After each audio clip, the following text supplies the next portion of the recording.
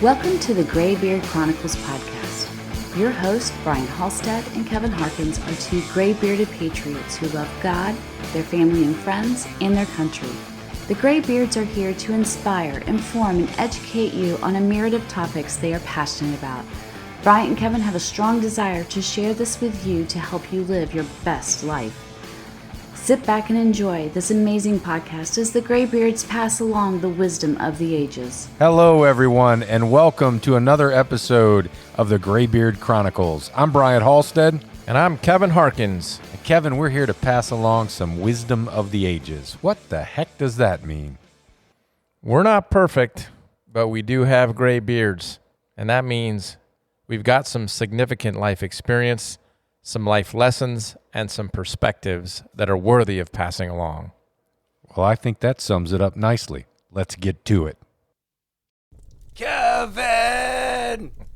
K-Dog, what's going on, my fellow slinger of wisdom? How are you? Man, that was a mouthful. Holy That's moly. what she said. Woo. All right, it's going to be a good episode tonight. Oh, my goodness. Yes, indeed. We fired up. And you only had one small sip of mead. Mead, by the way. The oldest. We're drinking like Vikings tonight. That's right. Without the horns or skulls of our enemies. Aye. Aye. Wow, that was pretty Viking-like, wasn't it? Yeah. Just like what I've experienced as far as Vikings go. So what's happening, man? Just living life, enjoying every moment. We did something exciting here this last weekend. Yeah? I didn't tell you about this in the pre-recorded session that we had. We did a date night on Friday, like we always do on Fridays, and we went up to Army Navy Club and we had a nice dinner at the Army Navy Club. But then we went to the Kennedy Center and watched Riverdance. Riverdance. I was gonna say Lord of the Dance, but that's not what it was. That's if I knew which button over there was a drum roll, I'd have hit it, but I don't. 25th anniversary of Riverdance. Ah, It was phenomenal. Those are some seriously talented people who have perfected their craft to a degree that makes it very, very fun to watch. very cool. Yeah, Very yeah, cool. it was great. Have you seen that or done that? You know what I'm talking about, Riverdance? I do know what you're talking Yeah. about, and no, I have not seen it. Okay. Does it like fall into the realm of your acceptable shows to go see kind of thing, or is that kind of Why, certainly. okay? Yes. All right. Not that you needed or were seeking my approval. I was but, not, but I just didn't know what you thought about. Yeah, no, I these, think it's cool. I like stuff like that. okay. You know, I'm civilized and somewhat cultured when I need to be. It was inspirational. It was. Yeah. And the reason it is because when you see somebody up close and personal, and we were up close, be so passionate and so good at their craft, it just makes you think, I gotta figure out how to do that same thing in my life in some small ways.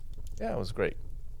Those are seriously talented people. That's a great takeaway. Yeah, because those people didn't end up there just by happenstance. They worked very, very hard and put a lot of time and effort in and so on to get to that level. They're the best of the best. Yeah. To be able to do that, and you could see it. And it was neat because we're in such a video world that you are used to seeing interesting things on video, but to see people up close and personal, and yeah, it's just a different experience. It was great. That's very cool. Yeah. So I'm experimenting, as we talked about, with a new microphone stand here, or a different microphone stand, I should say. Jury's still out on whether or not I like it in this position, but I'm gonna keep messing with it. all right. Speaking of text messages, Yeah. I saw one over that I remember when I was preparing for tonight. A joke came across on text message. I was like, You ready? were we Wait. speaking of text messages? No. Or did you just randomly No. throw that Yeah. shit out there? Yeah, well, why I can't even know. Why was 6 afraid of 7? I don't know. Why You tell was me. why was 6 afraid of 7? Because 7, 8, 9. Thank you for tuning in to another episode of Dad Jokes. You can find us here weekly. Yeah, that 7, 8, 9. That's pretty good. It's funny and lame all at the same time. Yeah. Yeah. Yeah, I agree. Yeah. I agree. Yeah. So you got any more comedy, or can we move on to subject matter? No, that was it. But it does relate to what we're going to talk about tonight. That's what it does. Okay. Yeah. What are we talking about? We're talking about text messages and jokes on text messages. Now we're actually talking about a subject that one of our very loyal listeners, who also goes by the title of Dad in my family, anyways. He recommended it. He listens to all of these, and he thought we should talk about the various ways of communicating and discuss the pros and cons of those, whether we're talking about email or text or face-to-face or telephone communication, video. I don't think he threw video in there, but I want to throw that one in there too, because that can be a suitable replacement sometimes when you're geographically limited and can't have a face-to-face conversation. Right. So Really I thought it was good subject matter and a good conversation to have. When to use those? What's appropriate for certain subject matter, certain facts and certain circumstances, and so let's talk about it. There's some etiquette associated with those things too, and so we can just dive in and dissect it all. So thanks for the suggestion there, Dad. You've said some key words already, and Larry, thank you. This was a great one. I actually had great fun this week thinking about this topic, and not because of the dad joke, but because of the text autocorrect. The text autocorrect. Oh my goodness! And I did it again today just to sort of refresh. You can get lost reading that shit, right? Oh my goodness! Yeah. And I don't know if your father has done that. Has had anybody show him, or if he's on his own gone and looked for text autocorrect. Yeah, I doubt it. Larry, if you haven't done that, you gotta go do that. You will. Well, you'll just have a lot of fun reading what autocorrect has done to many text messages, and I laugh till you pee your pants. Right. Yes. I was nearly in tears on a number of occasions at some of the autocorrect that has occurred, and there's some really good ones. Have you done that? Speaking of email, let's start there. I'm sorry, text messages. Have you had some autocorrect fails? Oh yeah, I'm sure I have. Not any to the magnitude that are the examples that you see on some of these sites. Right. Yes, though. Although I can't think of a specific one, but absolutely, I know I have. Yeah. What do you think about text messages in general? I think that they're very useful. They're a quick and tactical way of communicating with folks. The biggest thing is, with any kind of written communication, you have to be careful and understand that the emotions that you intend when sending them aren't necessarily the emotions that are going to be perceived when someone receives them, because it's based on their own filters and their own state at that particular time when they receive it. So you've got that limitation, but it also depends on the level of relationship that you have with that person, how well they know you, what your intent may be behind it, and so on. But there's a lot of things that can go into that, because there's a broad spectrum for interpretation when you're just talking about written communication. Yeah, and you use some key words there, short and tactical. I think you're right. If it's just basic information that you need to get across, or just a quick note here and there. I'm telling you what, of all the forms of communication, well, no, that's probably an overstatement. I was going to say that's really changed the game, but the truth is they've all changed the game when it comes to written communication. I mean, when we went from no written communication to written communication back in the whenever that was, when the written language was first started being carved into stone, literally. That changed the game, because then there was some memory that could be written down and passed on and endure. But text messages are, there's a time and a place. And I remember when they first came out, when text messages started becoming a thing, and that was probably 20 years ago, maybe? Yeah. Not even? No, it's not even? Yeah, probably long. Ago? Well, you remember remember having to, or at least making an attempt to text with like a flip phone where you'd have to scroll through the different characters on each button to get the letters, and it'd take you, 30 minutes to send a text that you could just call somebody and knock out in like 5. Right.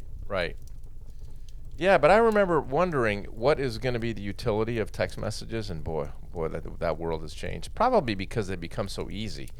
Not only are they easy to type, now you just talk to your phone, and that's where the autocorrect fails come in. But make sure you speak clearly and enunciate when you're talking to Siri or whatever else you're using, because they're not as smart as people think they are, or there you go. They don't have your dialect down.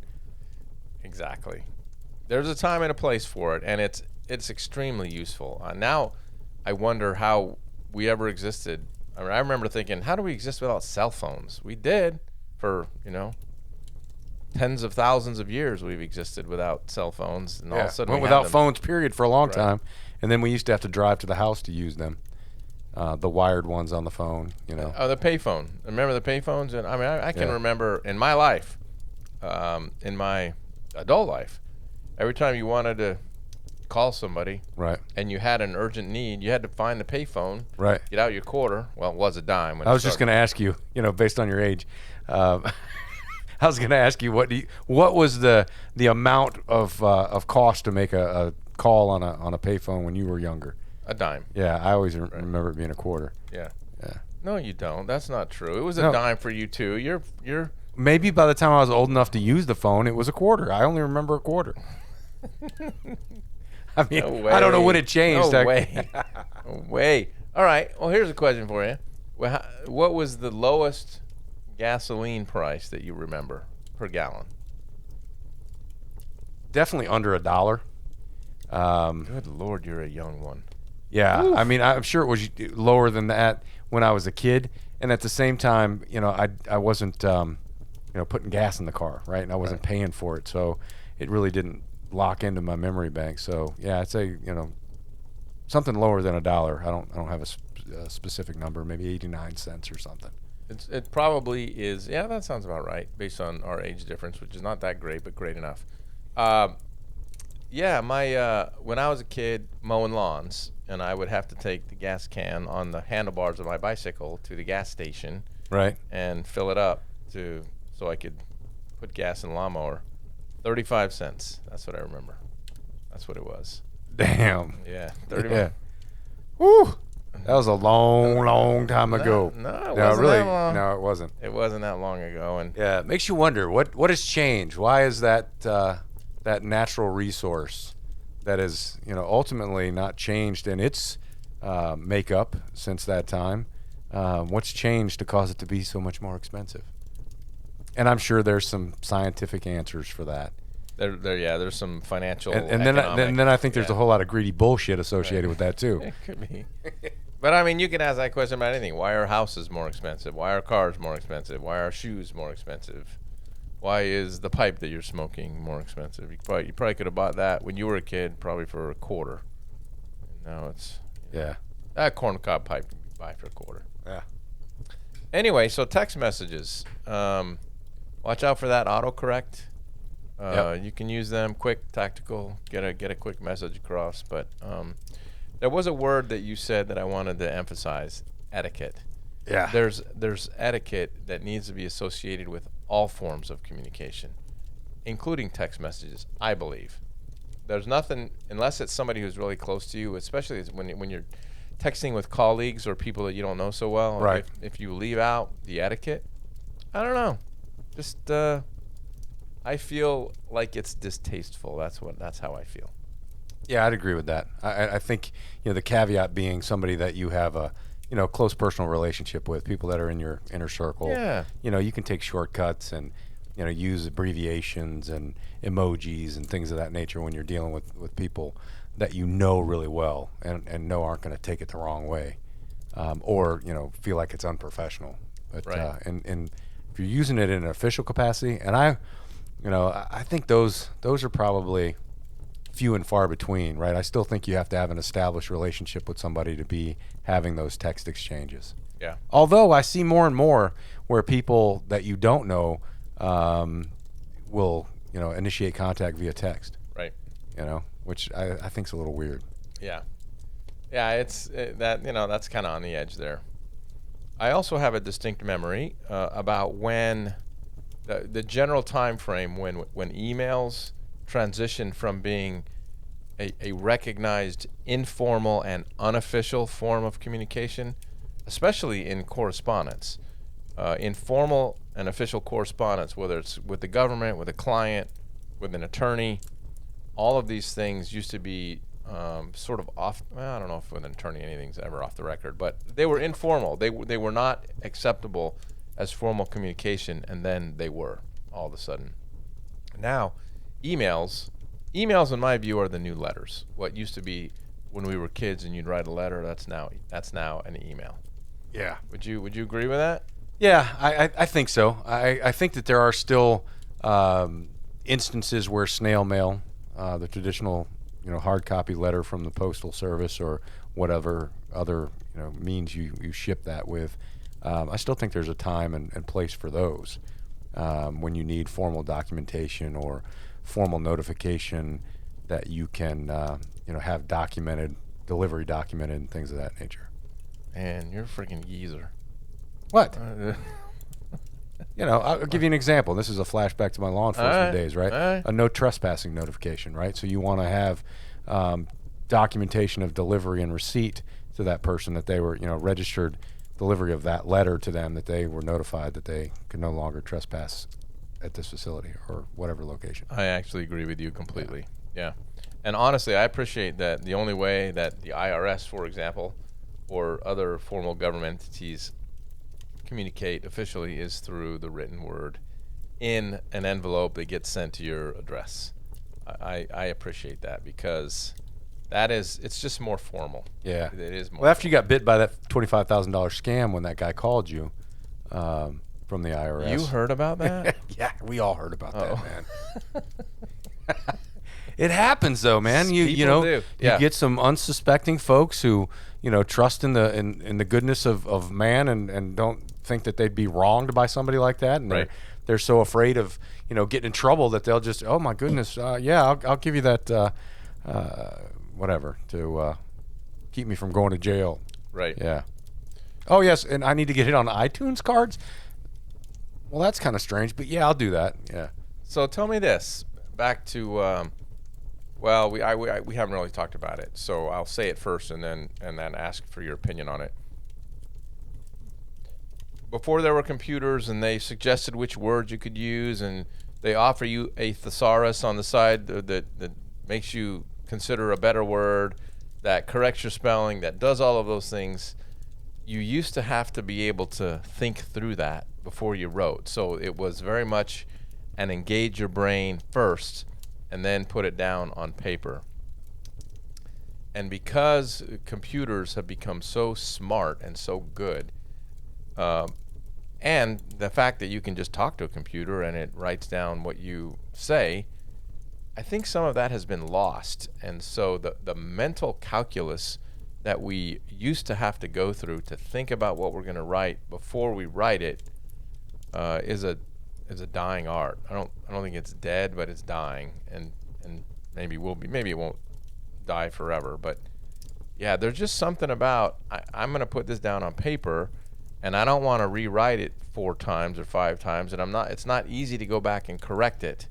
So I need to think about what I'm going to write before I write it. Yeah, I do that with email though. Do you? Especially if it's any email that you've got to communicate a message, right? So email, it's important to get the really essential elements of your email out of the way in the first few lines, because many people aren't going to read the whole damn thing, unfortunately. Right. And I'll spend time on the email crafting it and reading it out loud to make sure that it makes sense and reads, flows right, so I'll do that.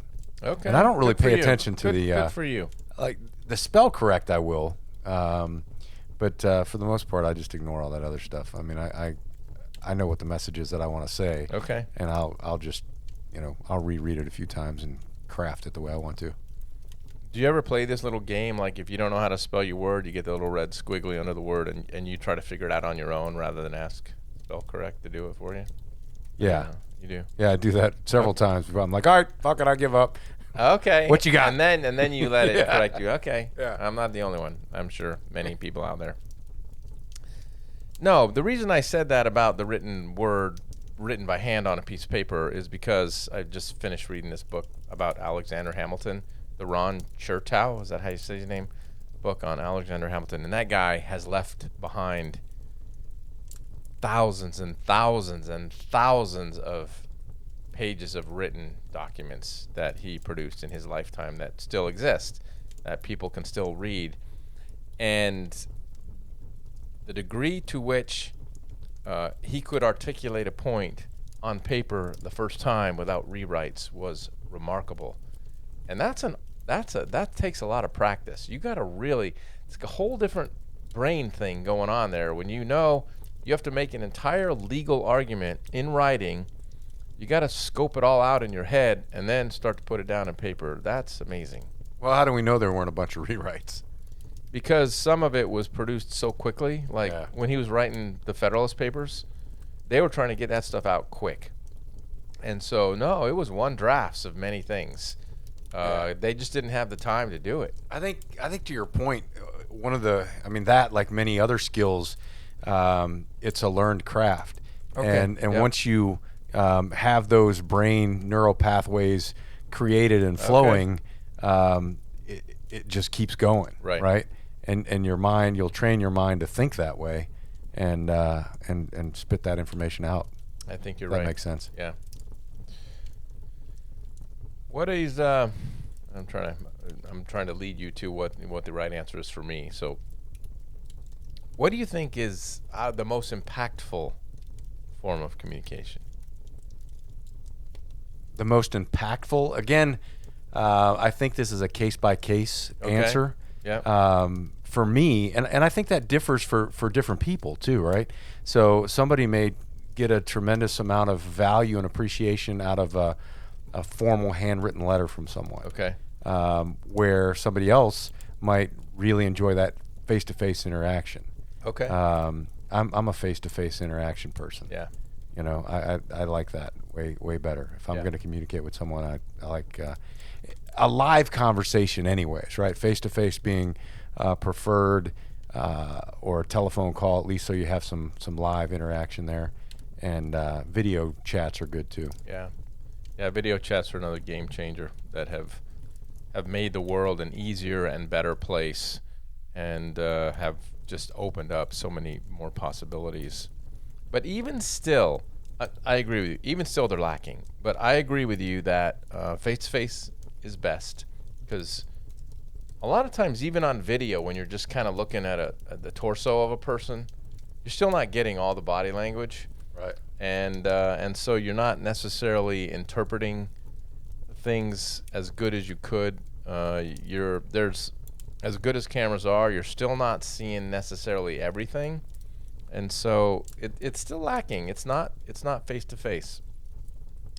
And when I asked you the question, I wasn't really focused on in-person communication. I was focused on, I'll just speak for myself here. In today's day and age, an idea. In today's day and age, when I get a handwritten note from somebody who took the time to find a nice piece of stationery, write a note, look up my address, put my address on it, find a stamp, and walk it to a post office or put it outside their house so the postman or woman can come and get it, and you get that at home, that just sort of stops me, and it makes me really want to pay attention to it. Yeah. And it's just different. And if there's one takeaway that I could leave you and everybody else from my own perspective, do not let the art of a handwritten note die. Take the time to write a handwritten note and send it to somebody, because when they get it, they may not tell you, you may not know it exactly, but that has an impact on people. Unlike, and it used to be when we were small. Well, it has an impact on some people. I mean, I don't think we can say that blanket statement it has an impact on people. I think I can. I think I'm right on this one. Okay. Yeah. In fact, I'm sure I am. All right. We'll have to take a survey. I'm 100%. I mean, I think that could be generational, though. You know, I don't know. I can't speak for, Okay. you know, younger people that have grown up never not having the text message ability and email and so on. I don't know if they hold the same value of a That's good handwritten point. letter. That's a good point. You've made me, you've made some scales fall off of my eyes a little bit. All right. I happen to agree with you, and you know we're pretty close in age, so Yeah. that's normal. Okay. All right. Handwritten note. You know what? Now, here's another thing about handwritten notes, Yeah.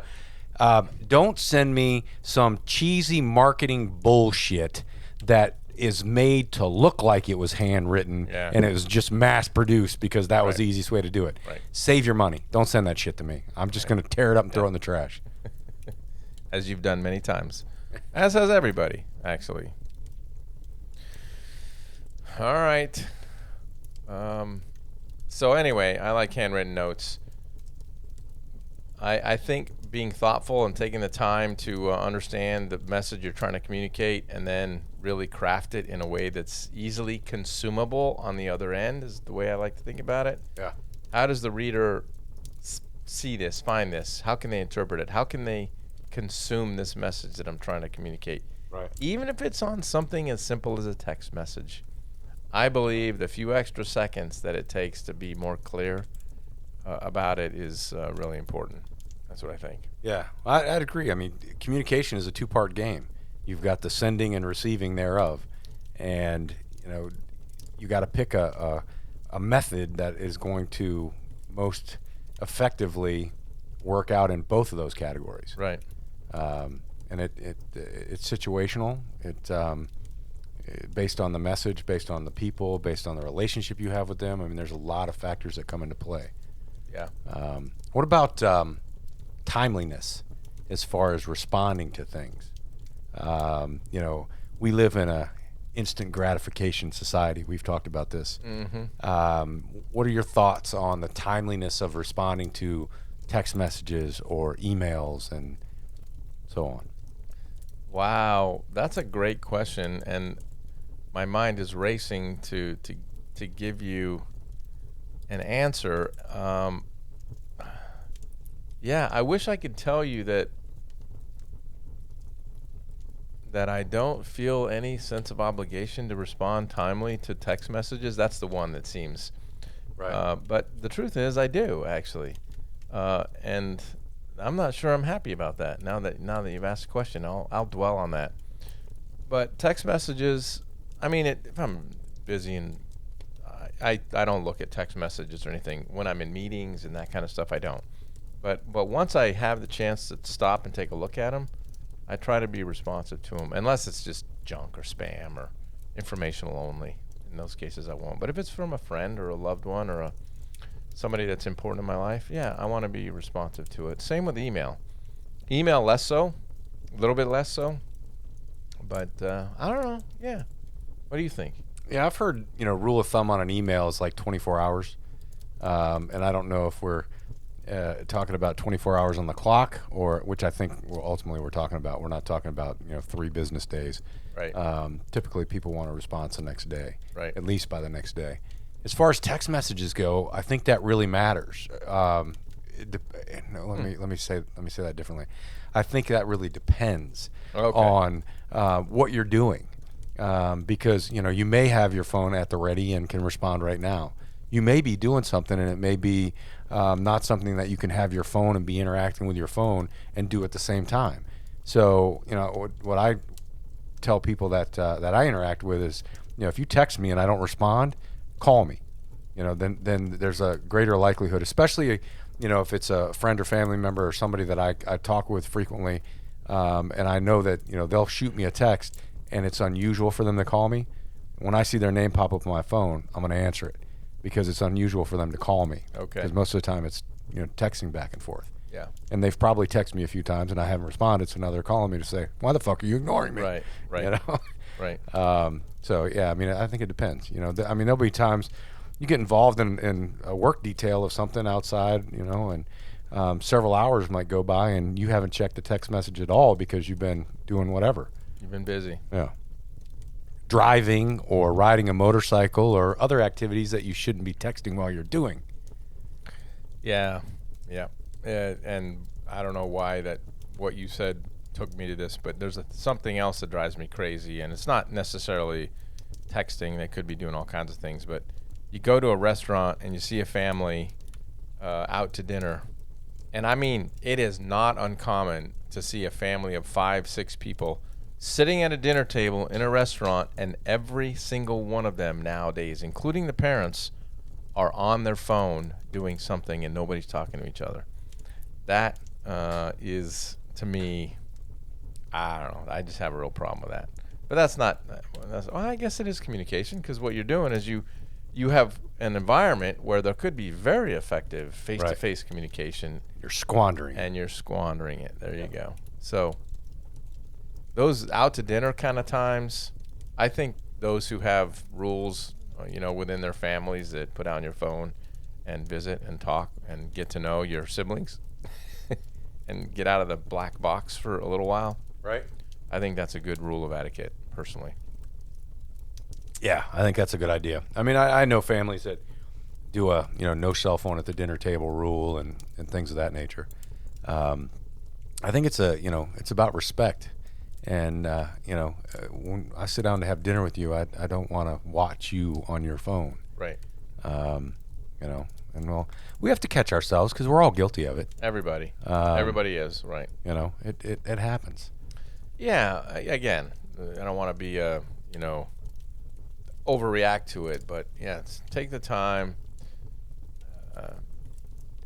to spend the time face to face and have real, deep, meaningful communication back and forth, rather than. And I've had situations where there'll be 3 or 4 of us sitting there, and you're talking with each other, and then all of a sudden the conversation will have a lull, and people will pick up their phone, and like 3 or 4 people are looking at their phone, and I'll make a joke like, I'll pick up my phone, I'm like, what, am I missing something? No, they'll all feel bad and put their phones down and start re-engaging in the conversation. Right.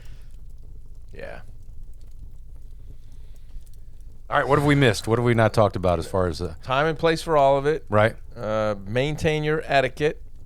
Be thoughtful and focused when you're drafting any kind of communication. Face-to-face is always the best. Don't forget the art of a handwritten note and the impact of it, especially for all you geezers. Although, think of a teenager who gets a handwritten note in the mail. I don't know. I think they're going to be impressed by that. Be like, what dinosaur sent this shit to me? Yeah, but it, they know that it wasn't, there was some forethought that had to go into that. Yeah. It wasn't just, pick up your phone and I may be wrong. They may value that. I just I wonder about the younger generation because they haven't come up the same way we did, and they've had both the curse and the privilege of having text and email their entire lives. Right. So.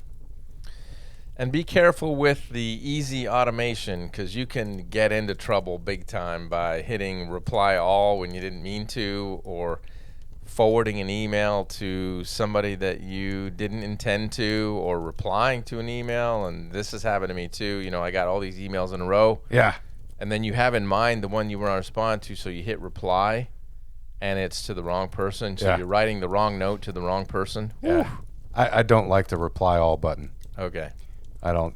There are times for it, Yeah. right? When you're dealing with a team event and you've got to communicate that information to a bunch of different people all at the same time. Right. There's a time and a place for that. Right. I don't like it in most circumstances. Got I think it's unnecessary. That's just my personal opinion. Okay. Not everybody needs to be in on this and that. I think it has a purpose and not to be used all the time. Yeah. That's it. That's all I got. I appreciate talking about it. It made me think about, and that's the thing that we're trying to help folks do, is think through these types of communication and what are the takeaways that people want, and just be thoughtful. Take the time, maintain your etiquette. Yeah. They're all tools, They're tools in your tool bag Yep. for effective communication. So decide which tool is right for whatever job you're doing and use it effectively. Yeah. There you go. That's that's Dad, it. thanks for the tip. It was a cool conversation. Appreciate that. Absolutely. All right. I'm good. You're good? I'm good. All right. Okay. Here we go. All right. No matter who you are, where you are, what you're doing, make sure between this podcast and the next, you take time to enjoy the ride. Thank you for listening to this episode of the Graybeard Chronicles. Please subscribe so you'll receive notification when new episodes are available. To learn more about the Graybeards, visit their website, graybeardchronicles.com.